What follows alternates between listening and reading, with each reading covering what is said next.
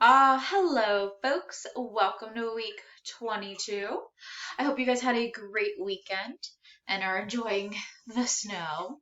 I'm going to quickly go over what we're doing this week. So it's one assignment that you're going to be turning in, but it's two parts in the assignment just like last week.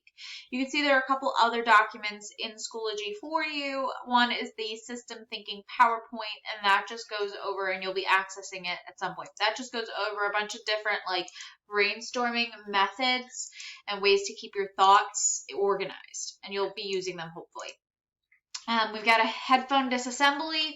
That is a PowerPoint. You'll be doing a disassembly, not as large scale, maybe as large a scale if you want to, but this is how you can do the disassembly and lay it out. You've got some subsections. So the first one, just beginning the disassembly. Then you've got the housing itself. Bam, taking apart the housing. Get at this side. Slide is out of order. Maybe it's not. No, it definitely is. This slide should be up here. My apologies. Okay, so there. Then the subsections, the housing, and then the speaker system. But let's talk about the assignment itself.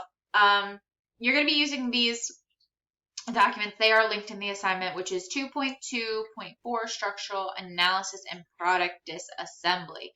So this is still building off of the past couple of weeks that we've been working. We've been talking about oh my gosh, my brain's blanking. We've been talking about principles of design and elements of design. We talked about black box system models. We talked about analysis. You did one last week, and now we're going to do a product disassembly. So I've got all those things linked in here. And what you're going to be doing is you're going to be performing a visual analysis and a functional analysis of your product. During this activity, you'll investigate the structure of a component. Research can document your findings, and you'll use the information you've gathered to help you define the problem in another activity that we'll be doing later on this year. So, product disassembly. Disassembly or teardown of a product uncovers the principles behind how it works. And to gather and organize the data, we'll use that disassembly chart. And I have that linked here. You'll have to make a copy of it, just like you did last week. But here's what that looks like. You're not going to have group members, but that's just the layout of the document. But you can see part number, part name, quantity, dimensions, throughout. That's how you keep organized while you're taking something apart. So here's the in search of answers questions, and we'll utilize that here later. But you can download a copy of it. I have what each of those means or what you're doing for each of those, so you can read a little bit more in detail about that at your own time. All right, so you're going to use figure 2 to identify 5 copy parts of your interest. So you're going to pick out 5 parts, and you're going to record the name there. And you can give them a part number if you want. You can leave them 1, 2, 3, 4, 5, whatever. And you're going to part name and quantity of these parts in the product disassembly chart. So make sure you download that. Write down what questions you have about the operation of the coffee maker that cannot be answered by taking apart the coffee maker. And then you're going to watch this video and you'll record observations of that.